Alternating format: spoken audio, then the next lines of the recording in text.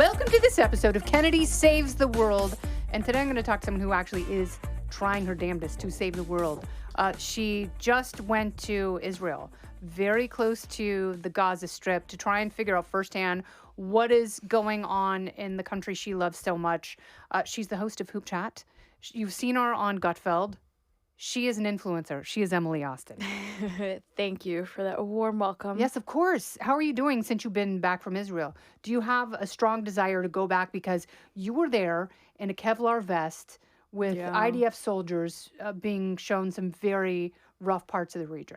That was arguably the hardest trip I've ever done. And I only say hardest trip. I don't take a lot of depressing trips, but I visited Poland, of course.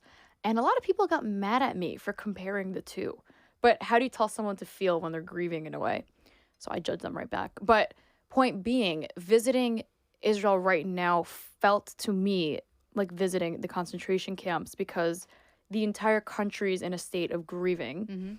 Arguably, it hurt more because what I saw, it wasn't so raw when I saw it. And of course, I felt the raw emotions, but to meet survivors who were back from Gaza, to meet families whose houses are crumbled, who lost their entire family on October 7th, like, was devastating. And there's no one in Israel who doesn't know someone that was directly affected. It's wild to me how tiny of a country they are, yet mighty. So it's kind of like bittersweet. Like, I left there depressed and healed, if that makes any sense. So you're trying to make sense of where you're from and what's important to you and what we've all seen. But you're one of the people, you're such a magnet for attacks on social media, especially. So how do you deal with that? It's saddening because the attacks are so stupid that there's no word for it. No, you're from Israel, correct? You were born there? I'm an Israeli citizen. My Okay. parents were both born in Israel. I was born in New York, but I've been visiting, way before this war. In fact, I was in another war in 2014, just innocently, like, chilling on the beach, and there's rockets overhead, and I didn't realize the shrapnel falls down, so I never actually went into a bomb shelter, because I thought, I was 14, I thought the Iron Dome swallowed the missile, and I'm like, yay, Israel's technology is insane. I was wrong till a shrapnel fell right next to me in the water. But point being, like, the people who attack Israel and attack me for defending Israel are so uneducated, misinformed, or simply brainwashed, but less of them are brainwashed than you think. Most of them are, like, getting a lot of attention for standing with Palestine because it's, like, the sexy thing to do right now, and they get a lot of clout for it. But in reality, they have no idea what's going on. Yeah, this is the new defund the police movement. Yeah, exactly. Like, Black Lives Matter was so corrupted by protests because Black lives in fact matter, but so does every life. And they turned it into this corrupted organization that everyone donated to. And in fact, they did not help any Black lives. All they did was destroy small businesses and riot and steal in the name of Black lives, which is so disrespectful to Black people, by the way. And this Palestinian movement is turning into the same thing where it's like rioters are on the street, blocking airport entrances, disrupting traffic for a country they know nothing about. Now, it's one thing if you tell me, I'm from Gaza and, the IDF beat me every day, which you can't really find people who can actually attest to that. But these protesters have no idea what they're talking about. So I don't take it personal when they attack me, especially when I see most of them are copy paste like a robot in a way. Yes. And some of them are real, but most of them are No, but they get these generated talking points that they then disseminate. And, they use words like genocide, apartheid and genocide. Yeah. And, it's like these are very serious charges. Right, and they don't even understand it. Like, on my debate on Piers Morgan, I brought a chart of the Palestinian population. It didn't outgrow Israel in terms of outpopulated them, but they populated more than Israelis have in the last 25 years or so. And if that's a genocide, Israel is very bad at committing a genocide, in which we all know, not that they are trying to, but if they wanted to, they could. Listen, the Gaza Strip is a tiny part that Israel generously gave them in 2005. I think that was a mistake, which is a very unpopular opinion. But look what they've done with it. And then they dare ask for a two-state solution, which everybody wants ultimately. But when you give them a negotiation and you give them the finger and they take the hand and then they turn the hand into a terrorist group, how are you supposed to compromise with people whose goal is to wish you death? And again, this is part of what people don't know. They don't know they gave them the Gaza Strip in 2005. They don't know that the West Bank is a miniature version of Hamas. Like, they don't understand it. They think that Israel is trying to commit manifest destiny to take over the world. We're a tiny little schnitzel looking country. What are we doing? I say we, like I'm Bibi or something. Like we. What do you say to people? Is there legitimate political pushback in Israel? Yes. So prior to October 7th, the country was so divided politically, which I think also was something that Hamas took advantage of. Israel was very vulnerable, very weak, and very divided, which they still are. Nothing changed. We're just distracted now by a bigger problem. But politically, they've had, I don't even know how many elections in the last 3, 4, 5 years, but they're very, honestly, very much like America. You either love the president or you despise him, and there's kind of no gray area in between. And they're so busy protesting the president, not realizing, the prime minister, excuse me, not realizing whether it's Bibi or Lapid or a name we've never heard of. The problem's still the main problem, which is Hamas. And the fact that all of your neighbors want you dead is going to be any prime minister's problem. By any means necessary. Yeah.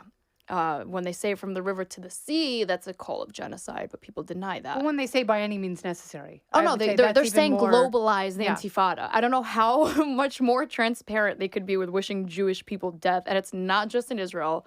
It's here in the United States. They're crossing the border every day. A gentleman, that was a nice word, crossed the border like 2 weeks ago. I'm sure you saw the video. And someone said, "What's your name?" And he goes, "Oh, you'll find out very, very soon who I am. I promise you," with like a thick Middle Eastern accent. Oh, that's great. That's and wonderful. I'm like, love threats on camera that we're doing absolutely nothing about. So when the presidents of MIT and UPenn and Harvard went before Congress, what did you want them to say? I'm talking about when Claudine Gay and the other two presidents of the universities, when they testified before Congress, what did you want to hear from them? As someone who's following this and who is personally and emotionally invested in what's happening and the outcome, not only for our country, for our foreign policy, for global safety, but also for academia and higher education. In my mind, there was no other answer to, do you condemn the call for genocide of Jewish people, other than, of course I do. We want to make every student feel safe, whether it's Jews, blacks, Muslims, Christians, or atheists. Everyone should feel safe on campus. And you could imagine my surprise when she goes, "It requires further context." What more context? How much more specific could someone be than we want the death of Jews on campus? And in fact, they're not just saying it, they're like spitting on Jews on campus. I saw a student at Harvard fully surrounded by like a Palestinian protest mob. The guy didn't even identify with Israel. He wore a yarmulke. So now that's racist. And to overlook that by using context as an excuse to play stupid, essentially. You're the president of Harvard. If you're stupid, you don't deserve that job. So don't play stupid here.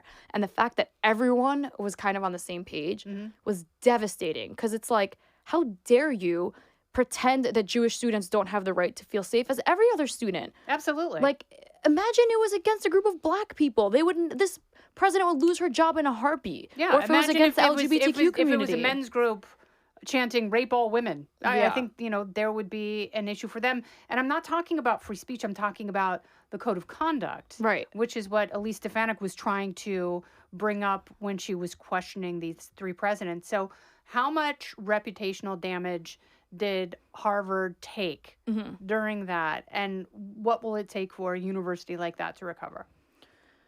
To recover, they should probably replace, I don't know what his title is, the envoy to combat anti-Semitism, because he actually recently, I think as of yesterday, skipped a summit to address the anti-Semitic claims. If you have nothing to hide, go face it. Unless you have something to hide, which is, hey, we don't care about Jewish students, in which, why are you the head of combating anti-Semitism? So first step is put someone at Harvard that can ensure that Jewish students feel safe. Secondly, come out and take accountability for your actions, because Bill Ackman alone destroyed them, as he should. If there was nothing to use against them, he would have lost, but he's just pointing out on a bigger scale what they've done to themselves.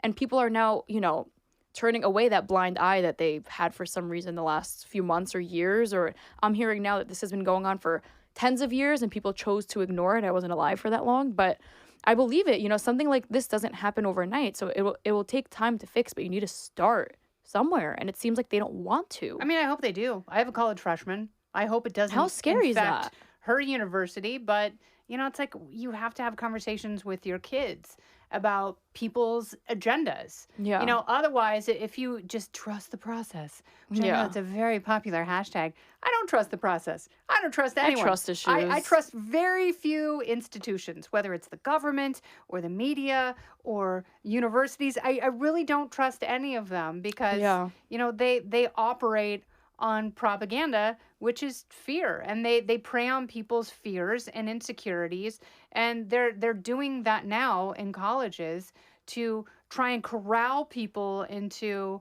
a way of thinking that is not only anti-freedom, it's Right. very, very dangerous What I and always say, incredibly divisive. And it's I so didn't think we divisive. would get to this point. What scares me is like I always say this, and again, it pisses people off, but hey, whatever. It starts with the Jews, but it could very well have been another group of students if you just think about it. Ask Asian women in academia Right. how they're targeted And and kept out of schools. It's like if they don't care about this group of kids, why would they care about that group of kids or that one? Like today it's the Jews, tomorrow it's the Muslims, what the if next day your it's the group Asians. is on the list? They don't care unless Yeah. it fits their agenda. So if you're LGBTQ right now, they will definitely take accountability because it's hot for them for whatever reason. I really don't care, but I don't know why they're obsessed with it. How do you become an influencer, and is it something you can study? Study, according to UCLA, they have an influencers Woo! program. Go Bruins! They have an influencer program. UCLA. UCLA. Fight. Whee! I don't know if they're paying you for this endorsement. They should. They absolutely should. I went to school for free, though. That's impressive. Yeah. Can you study it? I don't know. When did you wake up and go, I'm going to be an influencer? Like I would wake up and go, I'm going to be an influencer. And the universe would go, Well, no.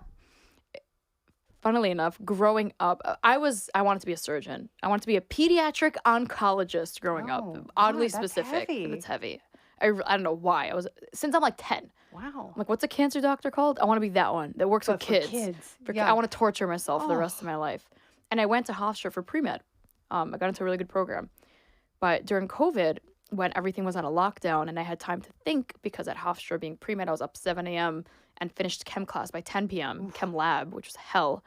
I had time to reevaluate my life choices. And one of them was, hey, do I want to be in school till I'm 30 and then start my residency and my fellowship? And then I was like, no, I'm not that person. I can't sit down for so long, even though then I was doing fine at it. Anyway, social media was so popular during COVID, more than arguably any time that we're going to see ever again. Because when is the entire world home on Instagram and TikTok and Snapchat and Twitter? You had the kind of concentration that, Right.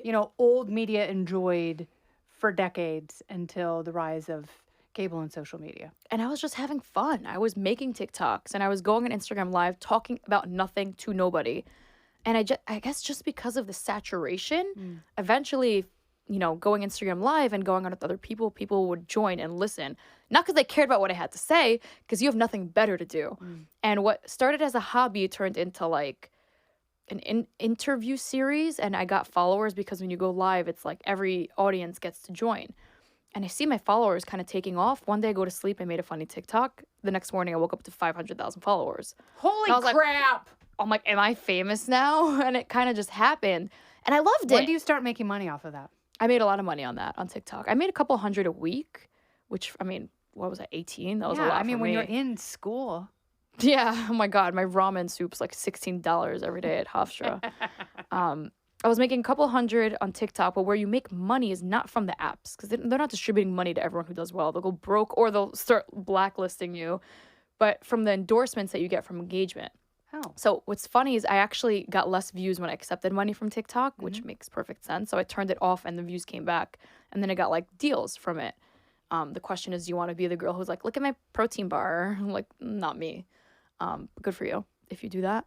And I loved it. And it reminded me growing up, my favorite song was the Pussycat Dolls. When I grow up, I want to be famous. I want to be. So maybe I manifested it, but I think it's fun if you can do it the right way and like actually use your influence for something other than OnlyFans. Yes. Yes, I'm judging you.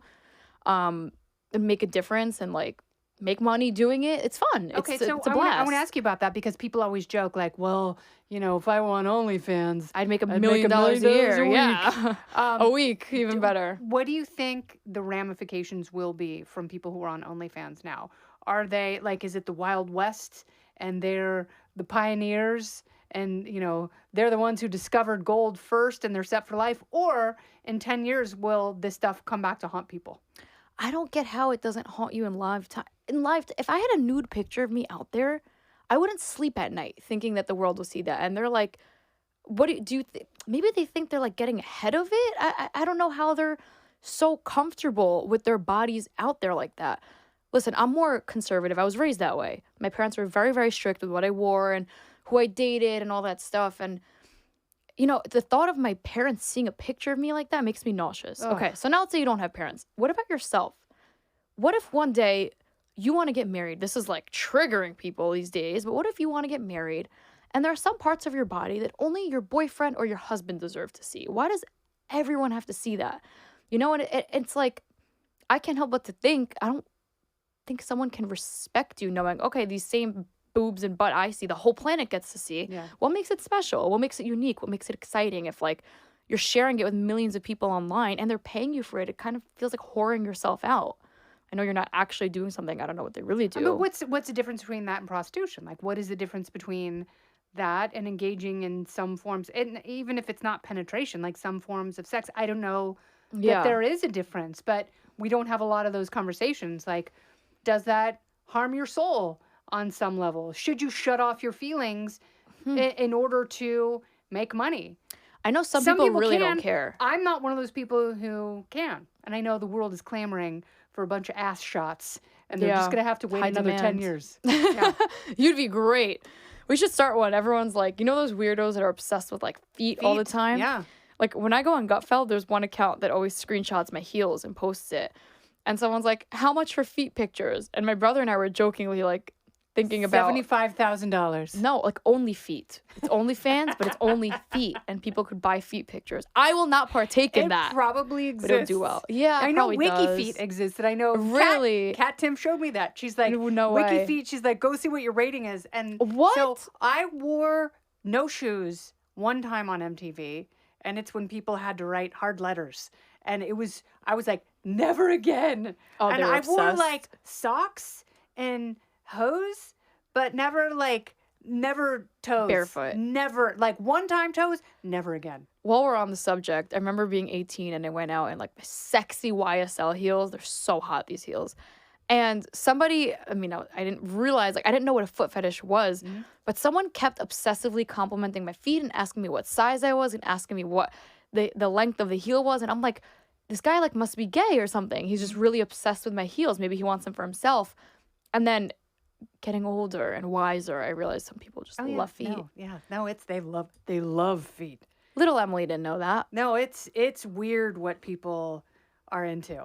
And, feet and legs. I used to have one guy watching Outnumbered, and this is like 7 years ago, like, you need to wear pantyhose. Someone gets mad at me. Pantyhose, and it's like, you are watching the news for the wrong reasons. If this is what you're hyper obsessing over, it's not their fault you're hot. You're doing it wrong. Someone always gets mad. Spider-Brains are sexy. They are. To some. Yeah, well, I'm sure there is a subset actually out there. For sure. We joke now, but I'm sure there are dudes cranking it to... Yeah, pitch it to Sports Illustrated. It'll take it. Swimsuit Illustrated, my bad. Someone gets is very that what mad. It's called now? Isn't it two different sectors? It's Sports Illustrated is the umbrella, I think, but Swim is its own. Yeah, I think so. Wow. Very woke. So you do Hoop Chat. Do you love it?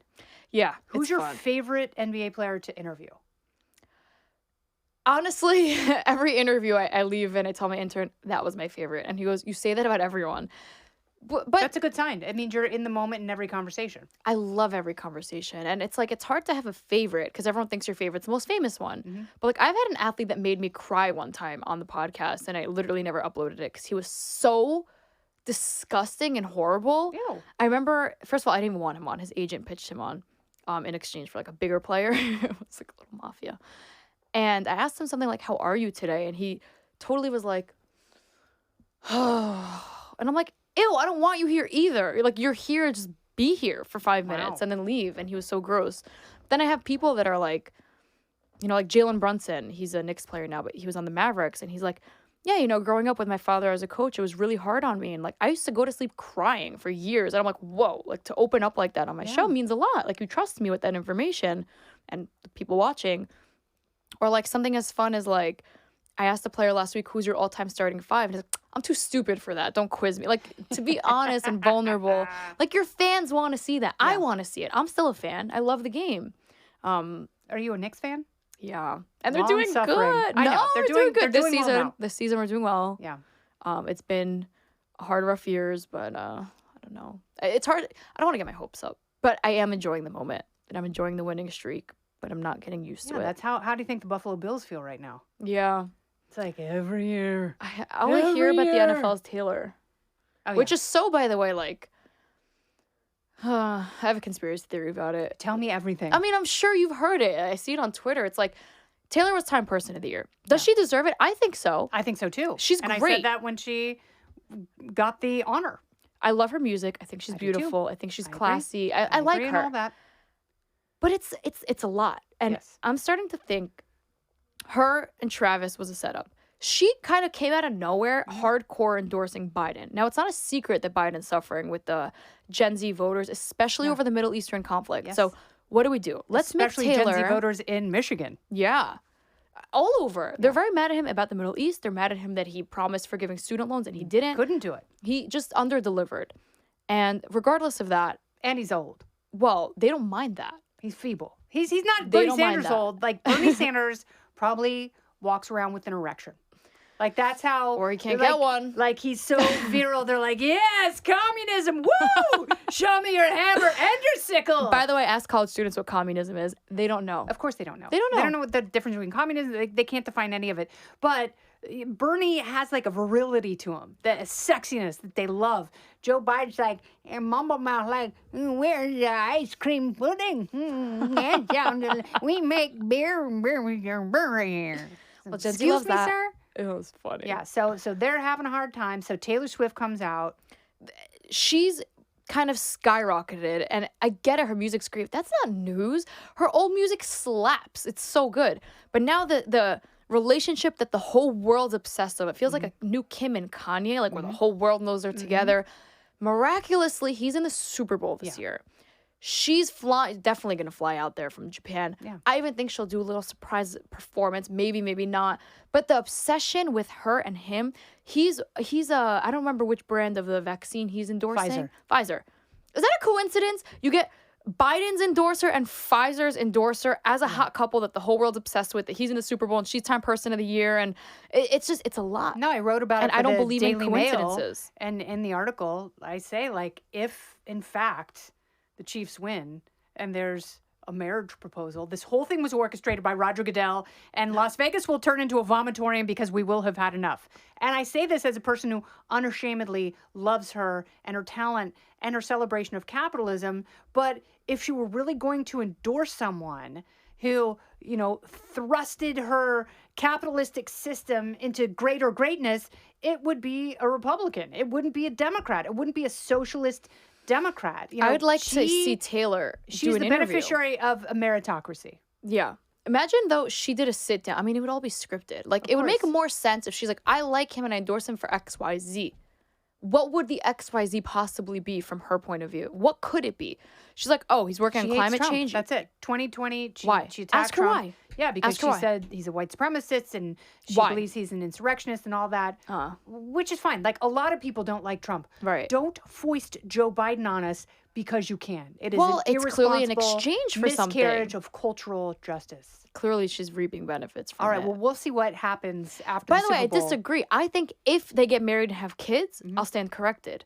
Yeah. But what if he's just like another breakup song in a few months? He And could then it's be, but like, what a great breakup song. Oh, my God. Karma is the guy on the Chiefs. Captain State of Debate. All right, Emily Austin, so good to talk to you. Me too. I'll see you all around Fox. You're amazing, and I appreciate the conversation. Me too. Thanks. We are now all influencers. Brought to you by Nabisco. This has been Kennedy Saves the World, along with Emily Austin. I'm Kennedy. Listen ad-free with a Fox News Podcast Plus subscription on Apple Podcasts, and Amazon Prime members can listen to this show ad-free on the Amazon Music app. Oh, go ahead and leave me a review while you're there. I'd love to hear what you have to say. You've been listening to Kennedy Saves the World on the Fox News Podcast Network.